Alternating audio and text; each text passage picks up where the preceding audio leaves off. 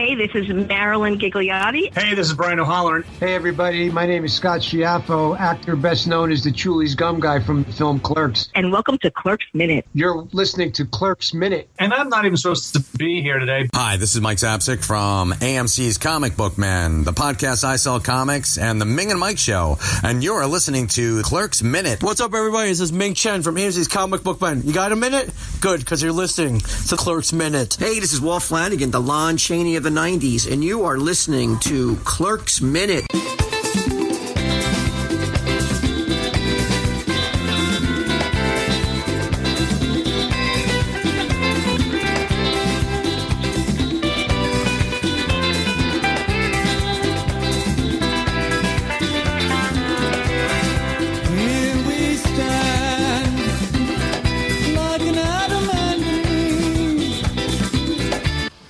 Hello and welcome back to Clerks Minute, the show where we look back at the 2006 Kevin Smith sequel to Randall Shoots on Dante, minutes at a time. I'm Blake. I'm Kyle.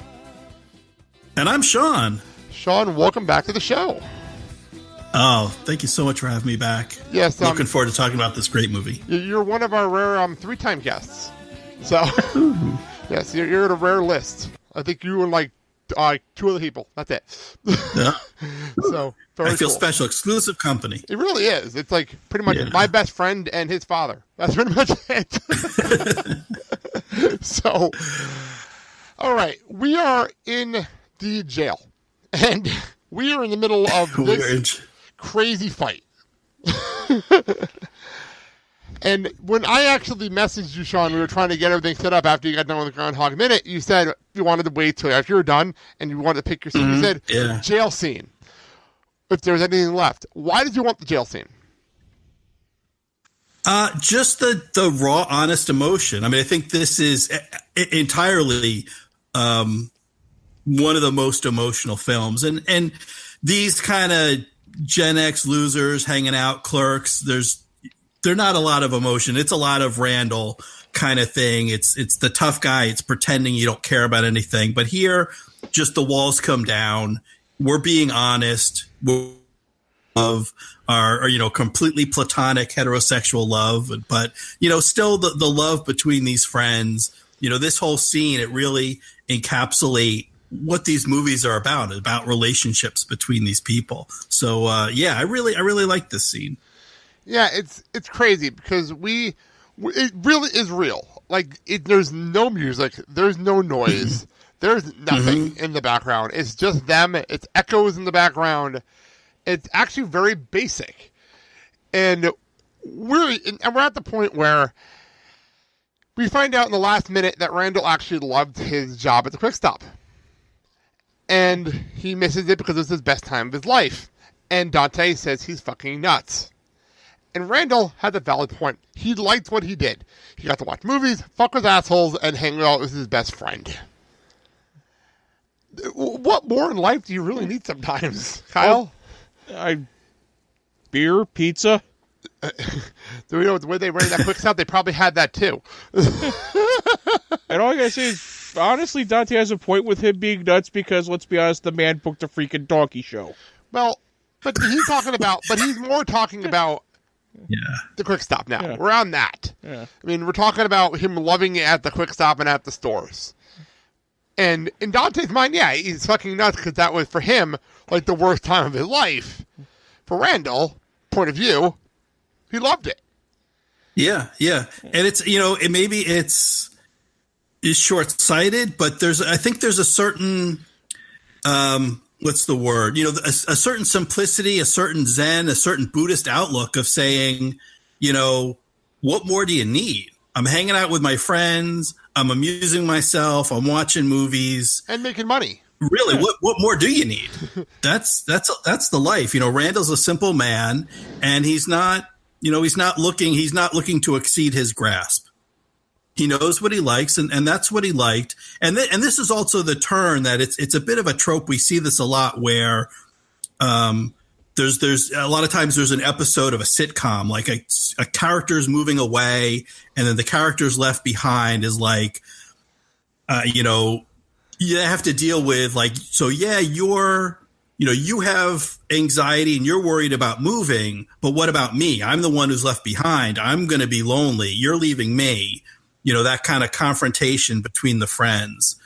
So that's a bit of a trope that we're getting here, but the level of emotion and you talked about the simplicity. I want to point out, just because sometimes people make fun of Kevin Smith for his directing style, and there's a lot of the camera doesn't move a lot. There's not a lot of complex tracking shots, particularly in his earlier movies. Now, this is post Dogma, where he's gotten a little more experience. He's worked with some, more experienced actors, but he kind of reverts here. There's not a lot of movement. There's one camera on Randall and there's one on Dante, but it's just what this scene needs. This scene doesn't need movement. It doesn't need a lot of fancy tricks. Just your characters delivering your dialogue and let the honesty flow. Yeah. What's funny is, now that I think about it, the whole jail scene, I think, only has like 4 camera angles. Yeah. There's one on Randall, one on Dante. There's that classic shot of the two of them. The absolutely classic shot. And then there's the one on Jay and Bob. Right. That's it. Oh, there's also the cut to Elias and them. Yeah, but like other than that, it's a 4 camera angle thing. But yeah, and there is a little movement. I think at one point, and the sexy stud. Dante's standing up and he sits down, and like the camera kind of follows him. But yeah, other than that, there's very little movement. There's very few shots. There's just cuts between whoever's talking. But he doesn't let the craft of filmmaking get in the way of the film itself. That it is a time where that simplicity is completely warranted, and don't pull out the tricks. And another thing is the dialogue. It's another thing that people make fun of Kevin Smith dialogue, which I never understood growing up in Central Jersey. Like, I'm like, these people, I grew up, we talked like these characters talk. It's so I true. grew up in early 90s. We talked like the guys in Clerks talked. So, but some people aren't huge fans of his dialogue, but I think it's great here. It communicates, and especially particularly from Randall, this wise ass, this joker who we've been trained through almost 2 full movies at this point not to take seriously. And now he's going to get serious. He's dropping the truth bombs. It's funny. I grew up in Bergen County, so I'm not that far away from you. And I'm Middlesex County. Yeah, so we're not that far away from each other. And it's like, that is how everyone talks. This is normal. This is completely normal how you were with your friends. Like, straightforward. Yes. Yeah, it has to be said. If you're, it's a regional thing. If you're not from New York or New Jersey, if you're from like the South or the Midwest or something, you may not understand when people are polite to you in Jersey. That's the middle finger. They don't like you.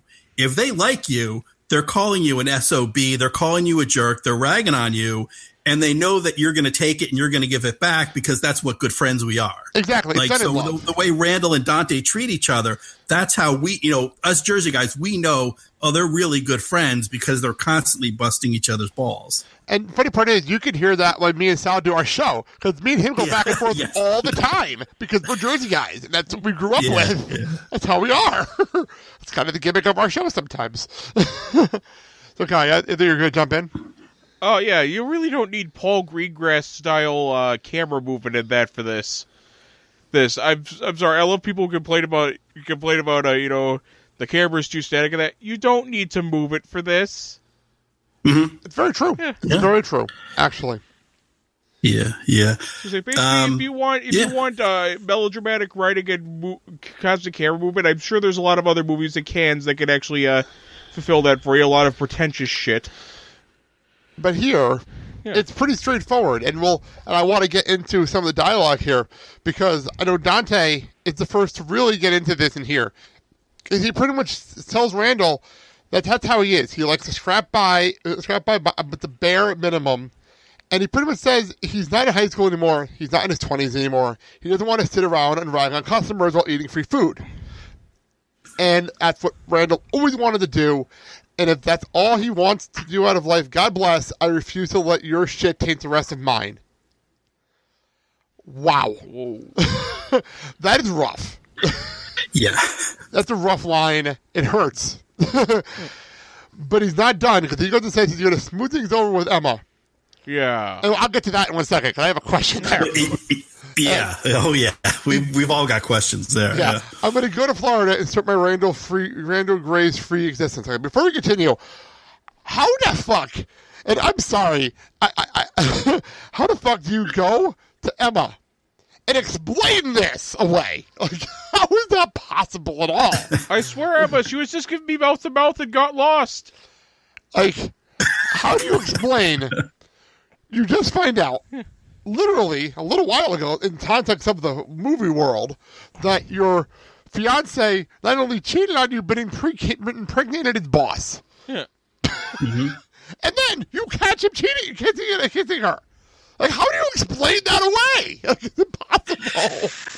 I thought about that, and it is an issue. The only explanation I could think of is just the trauma of being arrested and booked, and now they're in jail. I assume a guy like Dante doesn't take a lot of chances, no matter what Randall tries to goad him into doing. Probably hasn't been arrested too many times before, and he just must be in shock because, I don't know. It was probably, I guess, a couple hours ago in real time, but in movie time, it's only been a few minutes.